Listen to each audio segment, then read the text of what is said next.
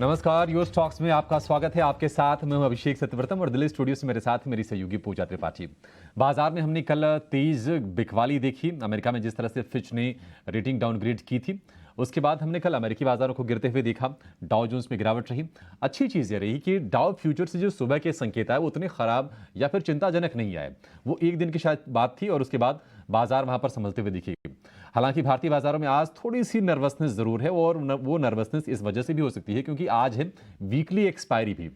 तो थोड़ी सी हम आज कमजोरी का माहौल देख रहे हैं। इंडेक्स के फ्रंट पर निफ्टी 55 कमजोर है, सेंसेक्स 200 अंक नीचे है और हम निफ्टी बैंक की बात करें तो वहां से भी करीब करीब 200 अंकों की नरमी हम देख रहे हैं। अभी सवा घंटे के आसपास का सत्र बाजार में हुआ है, लेकिन ब्रॉडर मार्केट से आज संकेत बहुत अच्छे हैं क्योंकि अगर आप एडवांस डिक्लाइन के रेशियो को देखेंगे तो इस सुस्ती के बाजार में भी, थोड़ी सी निराशा के माहौल में भी बराबरी का मुकाबला है तेजी और मंदी के शेयरों की। अगर हम तुलना करें तो एडवांस डिक्लाइन रेशियो को अगर आप देखिए, 1031 शेयर हैं हरे निशान में एनएसई पर और उसके मुकाबले 1017 शेयर लाल निशान में कारोबार कर रहे हैं। और आज बाजार के डिफेंसिव्स फार्मा शेयर, वहां से आज बाजार को अच्छा सपोर्ट मिल रहा है निफ्टी को। निफ्टी का टॉप गेनर है सन फार्मा, इसके अलावा डॉक्टर रेड्डीज, डिवीज लैब और ऐसे तमाम फार्मा शेयर आज तेजी में पार्टिसिपेशन अपना दिखा रहे हैं। एनटीपीसी जहां पर रौनक लगातार है, पावरफुल तरीके से ये शेयर चला है, आज भी एनटीपीसी में हम देख रहे हैं कि 1.25% के आसपास की मजबूती है। तो ये चलने वाला खेमा है। अगर हम गिरने वाले शेयरों की बात करें तो टाइटन नंबर्स के बाद हम देख रहे हैं कि 3% के आसपास की कमजोरी है। यूपीएल के कमजोर नंबर आए थे, मुनाफे में करीब हमने 80% के आसपास की गिरावट देखी थी। हालांकि कमेंट्री ठीक थी, लेकिन बावजूद उसके थोड़ी सी उसमें गिरावट बढ़ रही है और आज भी हम देख रहे हैं कि 3% के आसपास की नरमी है। इंट्राडे में 600 रुपए का आंकड़ा भी तोड़ा था यूपीएल ने। लेकिन HDFC life, Bajaj Finserv, TCS, ONGC, Hindalco कुछ और शेयर हैं मिडल पैक में। थोड़ी सी जब तक ग्लोबल क्लैरिटी नहीं आ जाती है स्थिरता के, तब तक शायद वो घबराहट का माहौल थोड़ी दिन तक जारी रह सकता है। वैसे भी हमारे तमाम एक्सपर्ट्स लगातार ये कह रहे हैं कि मेटल आपके लिए ट्रेडिंग बैठे, न कि इन्वेस्टमेंट वाला, और ये अभी वो लेवल नहीं आए हैं जहां पर आप निवेश की सोचें मेटल में। तो बाजार का माहौल आज ये है। लेकिन एक बार बाजार का व्यू ले लेते हैं कि अच्छा आपकी रणनीति क्या होनी चाहिए, क्योंकि 19,500 के आसपास बहुत सारे ऐसे लोग हैं जो कहीं ना कहीं निवेश के मौके भी खोज रहे हैं। ऊपरी स्तरों से अगर आप देखेंगे तो 500 अंकों की हम बिकवाली कहिए, प्रॉफिट टेकिंग कहिए, आपको जो कहना है, लेकिन कहीं ना कहीं 2%, 2.25% के आसपास का ये मामला बैठता है। तो क्या एक एंट्री का बढ़िया मौका दे रहा है बाजार? क्योंकि बाजार में मौके तभी मिलते हैं जब ऐसे कई बार निराशा, ऐसे नेगेटिव वाली खबरें आती हैं। आज हमारे खास एक्सपर्ट जुड़ गए हैं, आपके सवालों पर वो जवाब भी देंगे। अविनाश गोरक्षकर, देश के जाने माने फंडामेंटल एक्सपर्ट्स, और हमारे साथ स्नेहा सेठ भी जुड़ गई हैं जो कि डेरिवेटिव मार्केट में अपनी अच्छी दखल रखती हैं। आप दोनों का बहुत शुक्रिया। अविनाश जी, शुरुआत आपसे करना चाहेंगे, छोटा सा एक जवाब चाहेंगे आपसे हम बाजार के रुख को लेकर। आप ये बताइए कि आज देखिए स्थिरता के संकेत हैं, 40-50 अंक नीचे है, वो कब हरे निशान में आ जाए कह नहीं सकते, थोड़ा सा नरम जरूर है। आपको लगता है कि कल की जो कमजोरी थी वो वन ऑफ थी, उसको लेकर ज्यादा घबराने की जरूरत नहीं है? नहीं, बिल्कुल। इनफैक्ट देखिए अभिषेक, कल जो यूएस इकोनॉमी का डाउनग्रेड आ गया है फिल्च का, वो मेरे ख्याल से एक नी जर्क रिएक्शन ही हम समझ सकते हैं। देखिए डायरेक्ट कोरिलेशन तो इंडियन मार्केट्स पे नहीं है, लेकिन जैसे सभी जानते हैं कि यूएस मार्केट्स मदर मार्केट है, तो यहाँ पे कोई बिकवाली होती है तो उसका सीधा इम्पैक्ट दूसरे इमर्जिंग मार्केट्स पे आता है। लेकिन मेरे ख्याल से ये 1-2 दिनों का सिलसिला रहेगा। मुझे नहीं लग रहा है कि कोई बड़ी पैनिक सेल ऑफ कल के जैसे आज आपको देखने को मिलेगी। इनफैक्ट आज जो तो मुझे लग रहा है कि सेकंड हाफ में हो सकता है कि एक अच्छा बाउंस आपको देखने को मिले, क्योंकि देखिए ये आज एक रिजल्ट हेवी दिन है। मार्केट्स रिजल्ट्स पे ज़्यादा फोकस रहेंगे और जहाँ पे भी अच्छे नतीजे आएँगे वहाँ पे आपको स्टॉक स्पेसिफिक एक्शन देखने को मिलेगा। मेरे ख्याल से देखिए 19,400 एक इम्पोर्टेंट सपोर्ट है और मैं समझता हूँ इंडेक्स को ज़्यादा देखने के बजाय अगर आप स्टॉक स्पेसिफिक एक्टिविटी पे फोकस करेंगे तो आपको काफ़ी अच्छे काउंटर्स मिलेंगे। जैसे आप ही ने कहा कि बाजार गिरने के बाद अच्छे क्वालिटी काउंटर्स भी आपको अच्छे वैल्यूएशंस पे मिल रहे हैं। तो यहाँ पे इन्वेस्टर्स को फोकस करना चाहिए। देखिए ट्रेडर्स के लिए बात अलग होती है, लेकिन इन्वेस्टर के लिए जब भी कोई करेक्शन आता है और जो फंडामेंटली इसमें कोई रीजनिंग नहीं होती, सेंटिमेंटली होता है, तो वो एक मौका होता है अपने पोर्टफोलियो को स्टॉक पोजीशंस ऐड करने के लिए। ठीक है, तो ये है व्यू बाजार पर। लेकिन चलिए अब फोकस करते हैं कुछ नतीजों पर, और इस बीच वेल्सपन एंटरप्राइजेज के नतीजों पर बात करने के लिए हमारे साथ कंपनी के मैनेजमेंट जुड़ चुके हैं। कंपनी के सीईओ और एमडी संदीप गर्ग मौजूद हैं। हम आपको बता दें कि FY24 की पहली तिमाही में वेलस्पन एंटरप्राइजेस के नतीजे काफ़ी शानदार रहे। नेट प्रॉफिट लगभग दोगुना हो चुका है कंपनी का, और जो इनकम है वहाँ पर भी करीब 5% की बढ़त देखने को मिली है। और नंबर्स के बाद हम देख रहे हैं कि स्टॉक में अच्छी मजबूती भी है। चलिए, कंपनी के मैनेजमेंट हमारे साथ जुड़ चुके हैं। Sandeep ji, thank you so much समय देने के लिए अपना ET Now स्वदेश को। सबसे पहले तो ऑर्डर बुक पर आपसे राय लेना चाहेंगे। 30 जून एंड तक हमने देखा कि कंपनी की जो ऑर्डर बुक है वो 9,600 करोड़ के पास है। अब FY24 में एग्जीक्यूशन कैसे देख रहे हैं आप? इसका क्या रन रेट रहेगा? क्योंकि चौथी तिमाही में तो हमने देखा कि 800 से 900 करोड़ का एग्जीक्यूशन देखने को मिला था।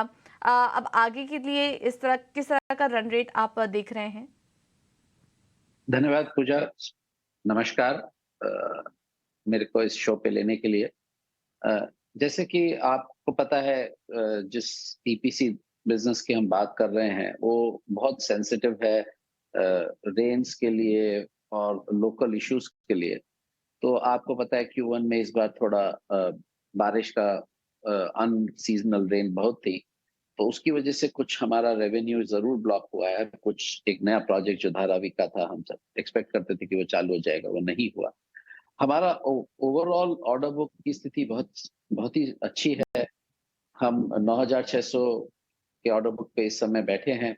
हमारा उम्मीद है कि हम इस पूरे साल में करीब 3,600 करोड़ रुपए का काम कर पाएंगे। तो हमारा साल जो हम खत्म करेंगे, और हम एक्सपेक्ट करते हैं कि हम करीब 6,000 से 8,000 करोड़ रुपए के काम ऐड कर पाएंगे। तो हमारी ग्रोथ के लिए ऑर्डर बुक आज की तारीख में भी है, और हमारे को सामने कुछ अच्छे ऑर्डर्स दिखाई देते हैं जो हम ऐड कर सकते हैं अपने ऑर्डर बुक में, दोनों रोड और पानी के संदर्भ में। तो मेरा ओवरऑल जो एक्सपेक्टेशन है कंपनी से वो ये है कि वो ग्रोथ के पाथ पे रहेगी और EBITDA का मार्जिन हम 10 से 12% मेंटेन कर पाएंगे। ये मेरा ओवरऑल सोच है। ठीक है, बढ़िया सर। आप जरा ना एक बार HAM जो एसेट्स हैं आपके और BOT टोल वाले एसेट्स हैं, जरा उनके बारे में बताइए, उनकी क्या स्थिति है, कब से मोनेटाइजेशन स्टार्ट हो जाएगा उनका? तो हमारे पास 3 ऐसे एसेट हैं जो इन्वेस्टमेंट एसेट्स हैं और BOT और HAM में है। एक प्रोजेक्ट है जो हमारा BOT में है, वो है मुकरबा चौक पानीपत रोड प्रोजेक्ट। उसकी वो हम 49% हम उसको बेच चुके हैं एक्टिस डील के साथ। 51% हम ओन करते हैं। हम एक्सपेक्ट करते हैं कि वो जब COD हो जाएगा और उसके अप्रूवल के बाद गवर्नमेंट की, हम एक्सपेक्ट करते हैं कि विद इन 1 ईयर हम उसको 51% ट्रांसफर करने की पोजीशन में आ जाएंगे।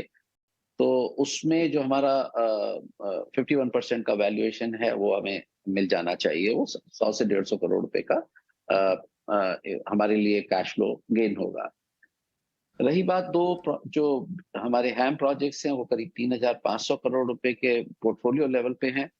तो हम एक्सपेक्ट करते हैं कि वो करीब 18 महीने में गोइंग फॉरवर्ड हमारा कंप्लीशन हो जाएगा, और उनको हम करीब 2 साल के टाइम पीरियड में बेचने की स्थिति में आ जाने चाहिए, जिसके लिए हम जब उनका एक साथ हम दोनों को बेचने की कोशिश करेंगे। संदीप जी, बहुत शुक्रिया आपका समय देने के लिए, उनसे बातचीत करने के लिए। बहुत अच्छा लगा आपसे बातचीत करके।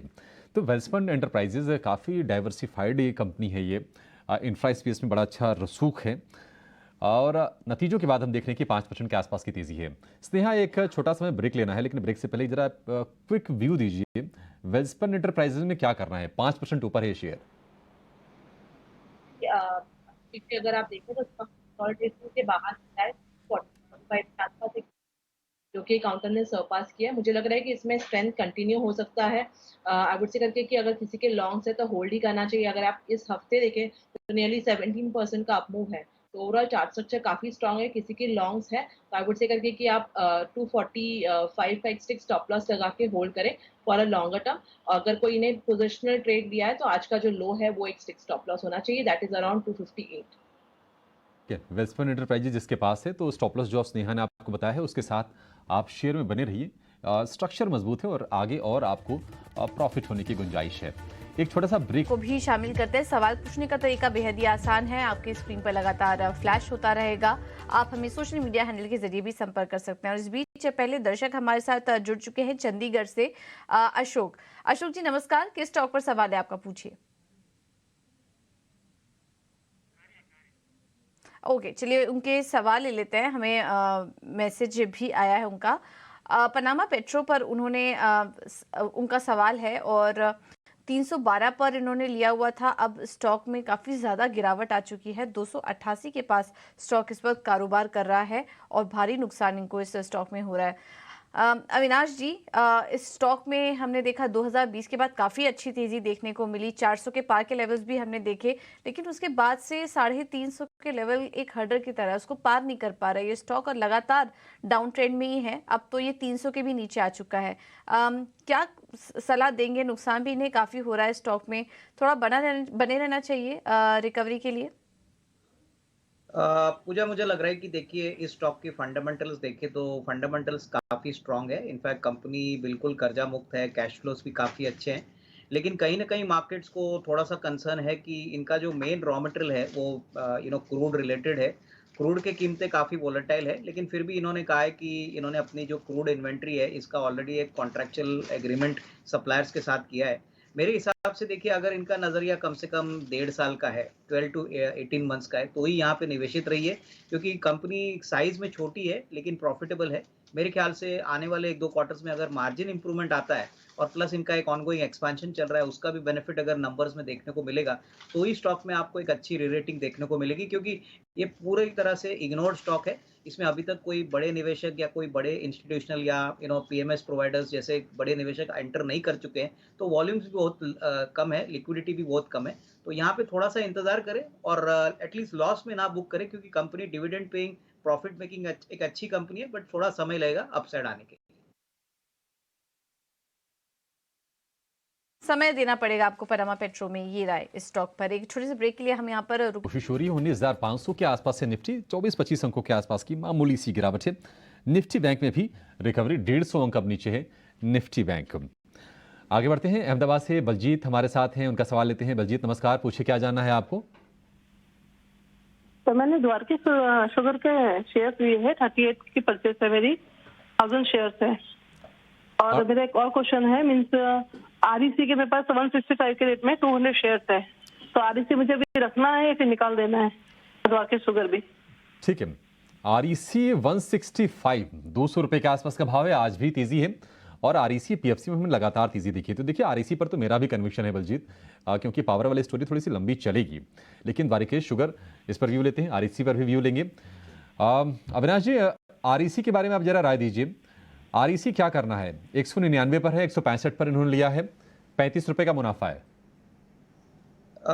मेरे ख्याल से अभिषेक इनको होल्ड करना चाहिए, काफ़ी अच्छे लेवल पे इन्होंने एंटर किया है। और सबसे बड़ी बात पावर जनरेशन, पावर डिस्ट्रीब्यूशन, ये बहुत ही फ्लेवर के सेक्टर्स है अभी बाजार में। ग्रोथ पोटेंशियल भी दोनों सेक्टर से काफ़ी अच्छा लग रहा है। मेरे ख्याल से आरईसी का जो ग्रोथ मोमेंटम है वो पहले क्वार्टर में हमने देखा है। मेरे ख्याल से यही स्ट्रॉन्ग मोमेंटम आपको पूरे FY24 में देखने को मिलेगा। तो मेरे ख्याल से 225-230 का एक नियर टर्म का टारगेट बनता है, तो तब तक होल्ड करें। मेरे ख्याल से यहाँ पे कोई नेगेटिव न्यूज़ फ्लो नहीं है, इनफैक्ट काफ़ी पॉजिटिव अनाउंसमेंट्स आने की अपेक्षा है, तो यहाँ पे होल्ड करने की राय। ठीक है, आरईसी को होल्ड करने की राय है। स्नेहा, आप जरा द्वारकेश शुगर पर राय दीजिए, क्योंकि इनको जो प्रॉफिट हो रहा है ना, वो आप देखिए डबल से ज़्यादा इनका भाव हो गया है। 38 की खरीद है, 90 पर ये शेयर ट्रेड कर रहा है। हालांकि द्वारकेश शुगर में हमने काफ़ी वोलेटिलिटी देखी है। हाल फिलहाल जो तेज़ी एक बनी थी 4-5 दिनों की, उसको फिर 4-5 दिन में गंवाई है द्वारकेश ने। इसके आपको स्ट्रक्चर कैसे लग रहे हैं? क्या कभी कन्विक्शन है कि यहाँ से शेयर चल सकता है? जिस तरह के अपमूव है, पॉसिबिलिटी है कि 107, 108 तक के भी लेवल देखने को मिल सकता है। तो आई वुड सजेस्ट कि इसे होल्ड करें। एक स्टिक स्टॉप लॉस अराउंड 85 तक का मेंटेन करना चाहिए। ठीक है, तो ये है व्यू द्वारकेश शुगर पर। अब आगे बढ़ते हैं और रुक करते हैं हमारे अगले सेगमेंट का, ऑप्शन की champions.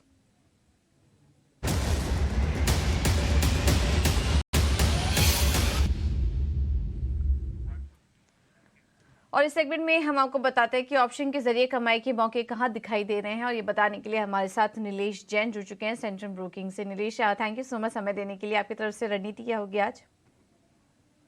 Very good morning to you Pooja ji. देखिए, स्ट्रक्चर पॉजिटिव है। अंबुजा सीमेंट का एक मेजर ब्रेकआउट हमें आज के सेशन में आता हुआ नजर आ रहा है, और ये एक फ्रेश ब्रेकआउट है। साथ ही साथ यहाँ पे सारी शॉर्ट कवर करते हुए नजर आ रहे हैं। पोजीशन तो एक शॉर्ट कवरिंग का कैंडिडेट है, और एक काफी लंबे समय के बाद, लगभग 6-7 मंथ के कंसोलिडेशन के बाद ये ब्रेकआउट हमें देखने को मिल रहा है। इसीलिए यहाँ पे लॉन्ग पोजीशन इनिशिएट करने की सलाह होगी बुल कॉल स्प्रेड के जरिए।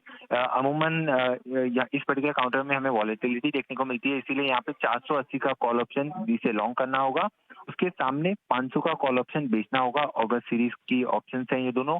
अगर हम टोटल स्प्रेड की बात करें तो लगभग 7 to 8 रुपीज के बीच में ये स्प्रेड बन रहे हैं। अगर टोटल कॉस्ट की बात करें तो 12,600 की कॉस्टिंग आएगी। अब यहाँ पे मैक्सिमम प्रॉफिट अगर अंबुजा सीमेंट 500 के ऊपर एक्सपायर होता है तो यहाँ पे 23,400 रुपए का मैक्सिमम प्रॉफिट हो सकता है, और मैक्सिमम लॉस यहाँ पे 9,000 का होगा, क्योंकि स्प्रेड के टर्म में 2 रुपीज का यहाँ पे स्टॉप लॉस रखना होगा। करंटली 7 to 8 रुपीज के बीच में स्प्रेड बनेगा, और रुपीज सर पर 12 to 13 रुपीज तक के प्रॉफिट हो सकते हैं। तो ओवरऑल अगस्त सीरीज के लिए अंबुजा सीमेंट में हम 500 के ऊपर के टारगेट देख रहे हैं। तो यहाँ पे बुल कॉल स्प्रेड के जरिए खरीदारी करने की सलाह होगी। ओके, तो ये बेहतरीन रणनीति अंबुजा सीमेंट में। आज स्टॉक फोकस में भी है। सांघी इंडस्ट्रीज को खरीदने का ऐलान भी कर लिया है कंपनी ने, और दोनों ही स्टॉक में अच्छा मोमेंटम है। अंबुजा सीमेंट भी आज करीब 4% की मजबूती के साथ कारोबार कर रहा है, और ये ऑप्शन की रणनीति भी आपको बता दी गई है अंबुजा सीमेंट में। चलिए अब आगे बढ़ेंगे और कुछ और भी दर्शकों का सवाल अब शामिल कर लेते हैं। हमारे साथ अगले दर्शक पुणे से जुड़े हैं, संजय। संजय जी नमस्कार, किस स्टॉक पर सवाल है आपका? पूछिए।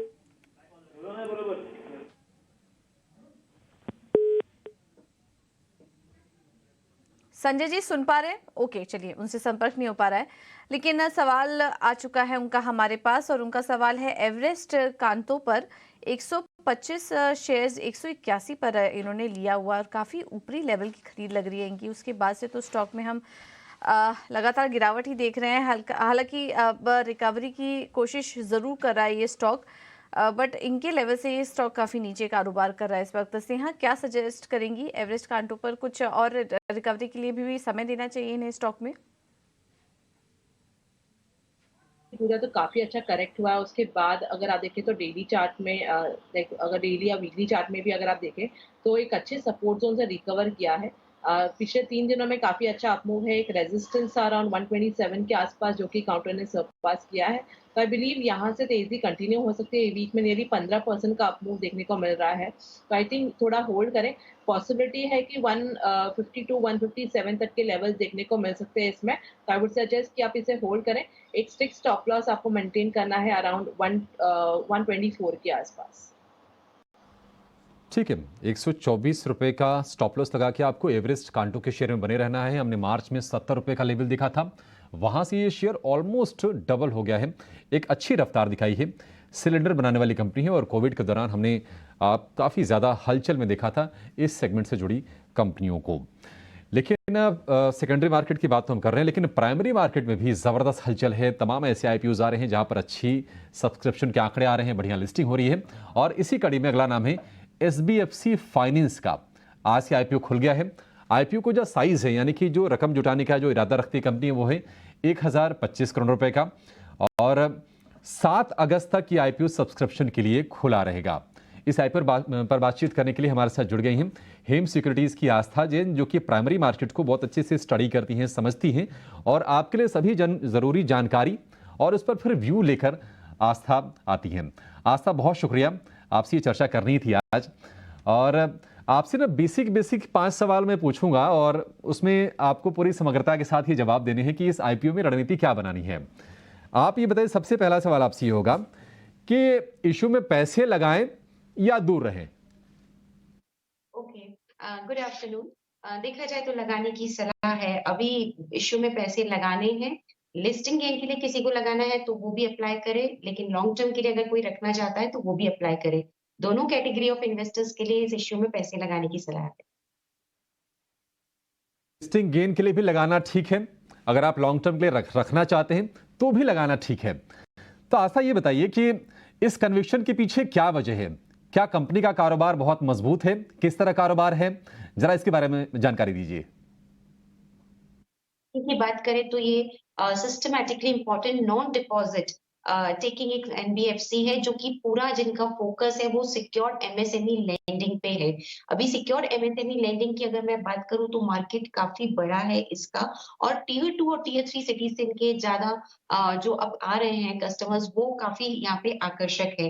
कंपनी का बिजनेस मॉडल काफी ज्यादा अच्छा है क्योंकि ये सिक्योर्ड लेंडिंग करते हैं, लेकिन लगाने की सबसे बड़ी वजह अभिषेक जी, कोई भी एनबीएफसी की अगर मैं बात करूं तो सभी एनबीएफसी अगर हम मोटा मोटी बात करें तो एक ही तरह का काम करते हैं, तो कोई बहुत बड़ा कोई डिफरेंशिएशन का पॉइंट नहीं है कि किस तरह से हम एक एनबीएफसी को दूसरी एनबीएफसी से अलग खड़ा कर सकते हैं, क्योंकि बहुत ज्यादा रेगुलेटेड मार्केट में ये एनबीएफसी काम करते हैं।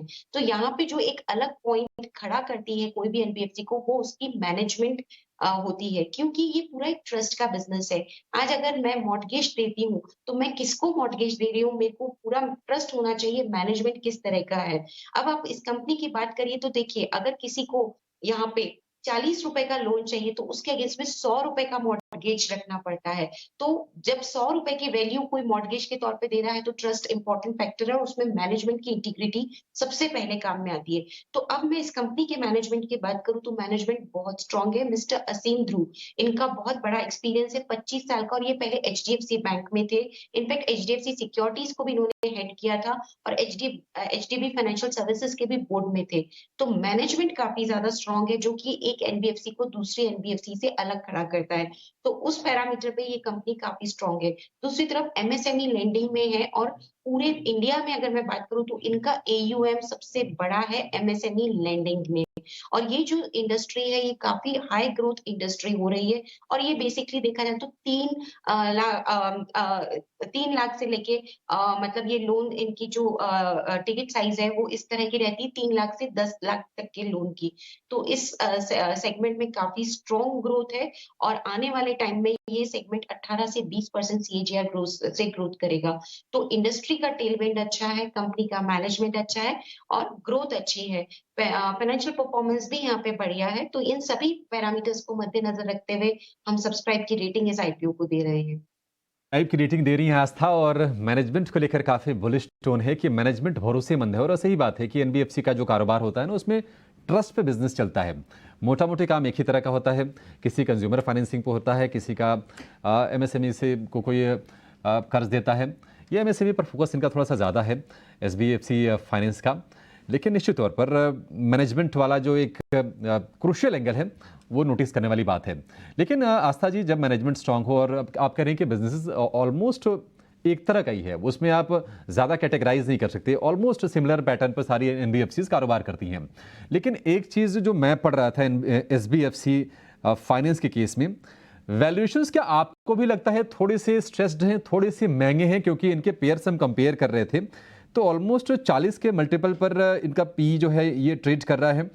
आवास financiers, home first, Aptus value, AU small finance, ये सारे के सारे 28 से 35 की रेंज में हैं। ये थोड़ा महंगा है क्या? क्या निवेशकों के लिए टेबल पर कुछ बच नहीं रहा, ऐसा है क्या? एक और चीज रहती है कि जब हम एक एनबीएफसी को या बैंकिंग कंपनी को वैल्यू करते हैं तो वहां पे प्राइस टू अर्निंग मल्टीपल नहीं होता है, वहां पे प्राइस टू बुक मल्टीपल होता है, क्योंकि बुक वैल्यू देखी जाती है वहां पे। तो प्राइस टू बुक मल्टीपल पे ही ये जो बैंकिंग और फाइनेंस कंपनी है इनका आंकलन किया जाता है। अब अगर मैं उस मल्टीपल पे देखती हूँ तो 2.5 के प्राइस टू बुक मल्टीपल पे ये आ रही है, जो कि ठीक ठाक लगती है as compared to other peers. लेकिन अब अगर आपने प्राइस टू इक्विटी मल्टीपल की भी, यहाँ पे अर्निंग मल्टीपल की भी बात की है, तो उसमें मैं बताना चाहूंगी कि आवास हो कि एप्टस हो, ये सब लोग हाउसिंग लोन में है। देखिए, इनका मार्केट सेगमेंट पूरा ही अलग है। हाउसिंग लोन की अगर हम बात करें तो वहां पे मॉर्गेज काफी स्ट्रॉन्ग रहता है, हम सब जानते हैं। तो वो एक पूरा ही अलग सेगमेंट है, और ये सेगमेंट अलग है। तो एकदम स्ट्रिक्ट कंपेरेबल तो नहीं होंगे, क्योंकि देखा जाए तो एमएसएमई लेंडिंग जो कि 70% इनका एमएसएमई लेंडिंग से आ रहा है, वित्तीय वर्ष 2023 की मैं बात करूं वहां पे लोन बुक का, तो वैसे में अभी कंपनियां काफी कम है। बाकी सब कंपनियां भी रहती है, लेकिन उनका इतना बड़ा प्रतिशत ग्रोथ का वहां पे नहीं है। और आने वाले टाइम में देखिए, यही एक सेगमेंट है जहाँ पे जो छोटे एंटरप्रेन्योर्स है, सैलरी क्लास एम्प्लॉयड है या एम्प्लॉयज है, या फिर खुद का बिजनेस चलाते हैं, उन्हीं को ज्यादा कर्ज की जरूरत पड़ती है। तो मुझे ऐसा लगता है कि ये जो सेगमेंट है ये एकदम अंडर पेनिट्रेटेड है। यहाँ पे कंपनी का बड़ा अच्छा खासा यहाँ पे कंपनी का एक है, कह सकते हैं होल्ड है। और जहां तक प्राइस टू अर्निंग्स मल्टीपल की बात है, वहां पे ये थोड़ा महंगा लगता है, लेकिन क्योंकि हमेशा हम बैंकिंग कंपनियों को उनके बुक वैल्यू पे आकलन करते हैं, तो उस हिसाब से 2-2.5 के मल्टीपल पे आता है, जो कि काफी ठीक ठाक लगता है। और इसी वजह से मैं इसमें सब्सक्राइब की रेटिंग कर रही हूँ। अगर आप आवाज या एप्टस की प्राइस टू बुक मल्टीपल देखेंगे तो वो 3 से 4 टाइम पे चल रहे हैं, तो उसके हिसाब से तो इन्होंने अपने आप को यहाँ पे ठीक ठाक वैल्यू किया है, और इसीलिए वैल्यूएशन के आकलन में ये वाला जो मल्टीपल है ये ठीक लगता है। प्राइस टू अर्निंग नहीं, प्राइस टू बुक वैल्यू पर आपको देखना होगा। बैंकिंग और फाइनेंशियल्स की अगर बात हो तो उस पैरामीटर पर ये सस्ता है ये शेयर। आखिर में एक सवाल आस्था जी, देखिए इसकी बात तो होगी और आपने कह दिया कि इसको आप खरीदिए, पैसे लगाइए, लिस्टिंग के बाद भी आप इसको रख सकते हैं, कोई दिक्कत नहीं है, लिस्टिंग गेन के लिए भी ले सकते हैं। लेकिन अगर एनबीएफसी में अब थोड़ा सा लंबा व्यू किसी को लेना हो अगर, तो क्या आपको लगता है कि इससे बेहतर विकल्प सेकेंडरी मार्केट में है जहां बेहतर ग्रोथ की पोटेंशियल है, या फिर एक बार एसबीएफसी फाइनेंस के आईपीओ को सब्सक्राइब कर ले तो ज्यादा बेहतर है ये? ये तो लॉन्ग टर्म ग्रोथ स्टोरी अच्छी है। वो किस तरह से, क्योंकि ये मार्केट से जो पैसा उठा रहे हैं, तो अगले 2-3 साल का तो जो ये ग्रोथ कैपिटल माना जाता है, क्योंकि ये जो इश्यू, ऑब्जेक्ट ऑफ इश्यू में अगर 600 करोड़ की हम बात करें तो फ्रेश इश्यू है, और 425 करोड़ का ऑफर फॉर सेल है। तो ये जो 600 करोड़ का फ्रेश इश्यू है, ये अल्टीमेटली एक तरह से कंपनी की कैपिटल एडिक्वेसी रेशियो को बढ़ाएगा।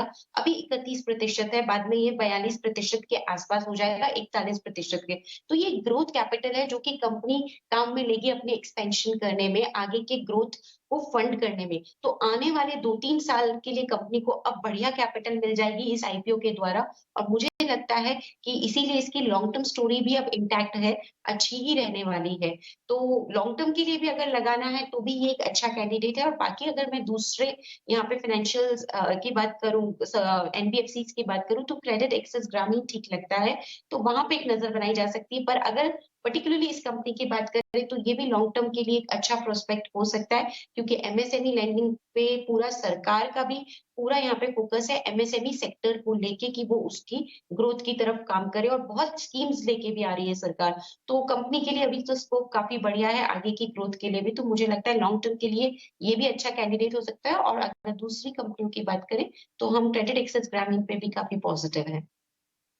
एफसी, और अगर आप एसबीएफसी नहीं लेना चाहते हैं आईपीओ में, या फिर आपको अलॉटमेंट नहीं मिला, तो क्रेडिट एक्सिस ग्रामीण ये कंपनी भी अच्छी लग रही है आस्था को। अच्छी चीज़ ये है कि फाइनेंशियल्स आप देखिए एसबीएफसी फाइनेंस के लगातार आपको सुधरते हुए देखें। अगर आप जो अहम जो रेशियोज होते हैं, आप चाहे आप एसेट क्वालिटी का ही फिगर क्यों नहीं देख लीजिए, एसेट क्वालिटी में यानी कि एनपीएस में लगातार आपको ग्रॉस एनपीए, नेट एनपीए दोनों में आपको 2021, 22, 23 में सुधार देखने को मिला है। तो एक बढ़िया आपके लिए आकर्षक मौका एसबीएफसी फाइनेंशियल, 7 अगस्त तक ये इशू खुला रहेगा और इसमें आस्था के पैसे लगाने की सलाह है। एक जरा व्यू ना अविनाश जी से लेंगे, हमारे साथ जुड़े हुए अविनाश जी बहुत अच्छे से ट्रैक करते हैं प्राइमरी मार्केट को। अविनाश जी, बड़ा कंफ्यूजन होने वाला है इसको बोलने में। देखिए एनबीएफसी में एसबीएफसी, एक नया खिलाड़ी आ गया है ये, आपका क्या कन्विक्शन है? क्या आप भी इसमें पैसे लगाने की सलाह दे रहे हैं जो आपसे पूछ रहे हैं, क्योंकि तमाम लोग आपसे पूछ रहे होंगे फोन करके? नहीं, बिल्कुल देखिए, मुझे भी लग रहा है कि वैल्यूएशंस काफ़ी अट्रैक्टिव है, और ये जो कंपनी है इसमें जो प्रमोटर है इनका काफ़ी बड़ा एक्सपीरियंस कॉर्पोरेट सेक्टर में, एचडीएफसी सिक्योरिटीज़ में इन्होंने बहुत लंबे समय तक काम किया है।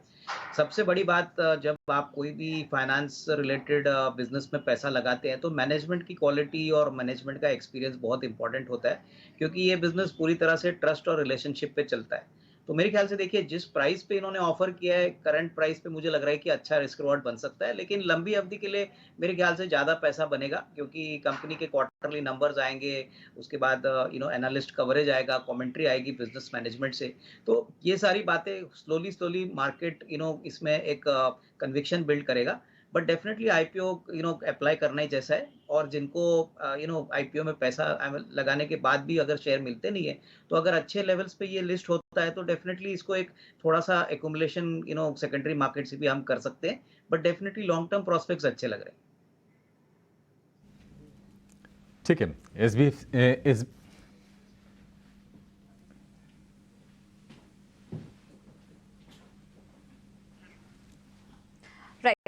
SBFC फाइनेंस के IPO पर ये राय पूरा एनालिसिस करके हमने आपको बताया और इस पर सब्सक्रिप्शन करने की भी सलाह दी। आस्था और अविनाश जी दोनों का ही व्यू हमने आपके सामने रखा। चलिए, ये तो बात हुई प्राइमरी मार्केट की। अब वापस से इक्विटी मार्केट की तरफ रुख करते हैं और आपके सवालों को शामिल करेंगे। हमारे साथ फेसबुक पर भी काफ़ी सारे सवाल आ रहे हैं। हिमाचल प्रदेश से रमेश कुमार जी का सवाल आया है। गेल पर सवाल है इनका। 2000 शेयर्स 122 रुपए के लेवल पर इन्होंने लिया हुआ था। हाल फिलहाल की खरीद लग रही है और बीच में गेल में हमने भी देखा भी था कि काफ़ी अच्छा यहाँ पर एक्शन भी देखने को मिला था। स्नेहा, आपसे सवाल होगा गेल पर। वैसे तो ज़्यादा कुछ एक्शन दिखाई नहीं देता है स्टॉक में, लेकिन इन्होंने जो क्वांटिटी भी लेके रखी है स्टॉक में वो काफ़ी ज़्यादा है और इस वजह से प्राइस वाइज एक्शन ज़्यादा नहीं दिखा, लेकिन इनको नुकसान हो रहा है स्टॉक में। गेल में क्या करने की सलाह देंगे और अगले क्या टारगेट्स आप देख रही हैं स्टॉक में? अगर आप गेल देखें पूरा, तो रिसेंटली थोड़ा अपमूव तो आया है। 89 EMA के आसपास एक अच्छा पेस फॉर्मेशन हुआ है, दैट इज अराउंड 103 104 के आसपास। उसके बाद एक स्ट्रॉन्ग अपमूव दिखा है जहाँ पे हमने एटलीस्ट 120 के अबाव के लेवल्स भी देखने को मिले हमें। थोड़ा सा कूल ऑफ जरूर हुआ है, बट आई थिंक एक 112 इसका एक फिक्स स्टॉप लॉस लगा के इसे होल्ड करने की सलाह होगी।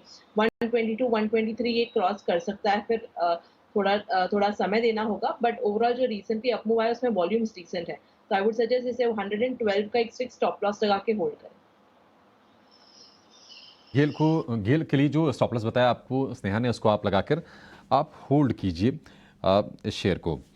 लेकिन अगला सवाल लेंगे फेसबुक के जरिए आया है विनोद का अहमदाबाद से। आज अहमदाबाद से बहुत सारे दर्शकों का सवाल आ रहा है। ओलेक्ट्रा ग्रीन टेक के शेयर इनके पास हैं, 1500 शेयर हैं 1153 रुपए के भाव पर, तो इनकी हाल फिलहाल की खरीद है। अदरवाइज ओलेक्ट्रा ग्रीन टेक ने बहुत अच्छी रफ्तार दिखाई है और निवेशकों को खूब पैसे कमा के दिए हैं। ओलेक्ट्रा ग्रीन टेक हो या फिर JBM ऑटो जैसे शेयर हों जिनका EV वाला पोर्टफोलियो ठीक ठाक है, बसें बनाती हैं कंपनी ये। अविनाश जी, ओलेक्ट्रा ग्रीन टेक क्या भी हुआ आपका, क्योंकि ये शेयर काफ़ी चल चुका है और ऊपरी भाव पर थोड़ा सा इन्होंने इसमें खरीदारी की है। अभी भी आप गुंजाइश देख रहे हैं या फिर थोड़ा सा डिस्कम्फर्ट है कहीं ना कहीं वैल्यूएशंस को लेकर? नहीं, इनफैक्ट अभिषेक देखिए, ये काफ़ी वेल एस्टेब्लिश्ड इलेक्ट्रिक व्हीकल बस मैन्युफैक्चरर है इंडिया में, और सबसे बड़ी बात शेयर ने बहुत अच्छी आउट परफॉर्मेंस दिखाई। अभी इस लेवल पे थोड़ा सा और स्टॉक को रीरेट होने में समय लगेगा। एक न्यूज़ फ्लो रिसेंटली आई थी कि इनका जो चाइनीज़ कोलैबोरेटर है, जो पेरेंट है, जहाँ से ये सारे कंपोनेंट्स इंपोर्ट करती है, वहाँ पे इनको एक्सपेंशन के लिए इनका प्रपोजल रिजेक्ट किया गया था। तो उसके बाद स्टॉक में एक थोड़ी सी बिकवाली का प्रेशर देखने को मिला है। तो मेरे ख्याल से देखिए, इनका नज़रिया अगर लंबा है, कम से कम 12-18 महीने, तो ये होल्ड कर सकते हैं, क्योंकि इलेक्ट्रिक बस मार्केट तो बहुत बड़ा है। अभी भी जो स्टेट गवर्नमेंट अंडरटेकिंग्स है वो पूरी तरह से अभी उन्होंने शिफ्ट नहीं किया है, तो मार्केट अपॉर्चुनिटी तो बड़ी है।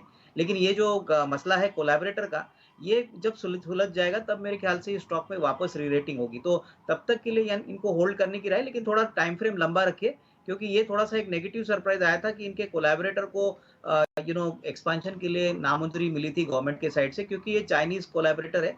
तो ऑब्वियसली इसके लिए थोड़ी सी दिक्कतें आई है, बट डेफिनेटली यहाँ पे होल्ड करें, थोड़ा सा समय लंबा रखें। ठीक है, थोड़ा सा समय लंबा रखना होगा। ओलेक्ट्रा ग्रीन टेक में होल्ड करने की सलाह है। लेकिन आज फिर से सीमेंट पैक फोकस में है, क्योंकि अंबुजा सीमेंट ने सांघी इंडस्ट्रीज को खरीदने का ऐलान कर दिया है फाइनली। ये खबरें आ गई थी पहले भी, हमने सांघी इंडस्ट्रीज के शेयर में पहले भी हमने रौनक देखी थी, लेकिन कितना स्टेक ले रहे हैं और कितने भाव पर ले रहे हैं, ये सारी की सारी डिटेल आ गई हैं। और इस डील की डिटेल के साथ हमारी सहयोगी आशीषा जुड़ गई हैं। आशीषा, निश्चित तौर पर पहले 6000 करोड़ रुपए के एंटरप्राइज वैल्यू की बातचीत हो रही थी, 5000 करोड़ के एंटरप्राइज वैल्यू पर ये डील हो रही है। डील की जरा डिटेल्स बताइए और ये बताइए कि वैल्यूएशंस किस तरह से हैं और इससे अंबुजा को क्या मिलेगा? जी हाँ, अंबुजा सीमेंट ने सांघी इंडस्ट्रीज के प्रमोटर ग्रुप से करीब 57.7% स्टेक खरीदा है।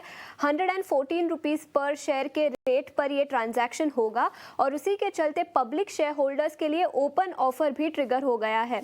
ये ओपन ऑफर भी 114 रुपीज़ पर शेयर के रेट पर हो सकता है और कल के क्लोजिंग मार्केट प्राइस से कंपेयर करें तो 14% के प्रीमियम पर यह ट्रांजैक्शन होगा। इसके अलावा डील 3 से 4 महीने में कंप्लीट होगी और जैसे आपने बताया, रिपोर्ट्स में 6000 करोड़ के वैल्यूएशन की बात हो रही थी, लेकिन ये ट्रांजैक्शन 5000 करोड़ के एंटरप्राइज वैल्यू के वैल्यू पर हुआ है। वैल्यूएशंस की बात करें तो काफ़ी अट्रैक्टिव और ल्यूक्रेटिव है ये, काफ़ी डिस्काउंट पर हुआ है बाकी लिस्टेड पीयर्स से कंपेयर करें तो। सांघी इंडस्ट्रीज की बात कर लेते हैं, उसके पास कितनी कैपेसिटी है उस पर फोकस डाल लेते हैं। सीमेंट कैपेसिटी 6.1 MTPA की है और क्लिंकर कैपेसिटी करीब करीब 6.6 मिलियन टन पर एनम के आसपास की है। उनकी ऑलरेडी कैपेसिटी गुजरात में है और कंपनी अब एक्सपैंड करना चाहती है। वेस्टर्न इंडिया में भी कंपनी अपनी पोजीशनिंग बढ़ाना चाहती है। इसके अलावा वैल्यूएशंस की बात करें तो जैसे मैंने बताया 5000 करोड़ के एंटरप्राइज वैल्यू पर यह ट्रांजैक्शन किया जा रहा है और EV टू EBITDA $100 पर टन के आसपास है।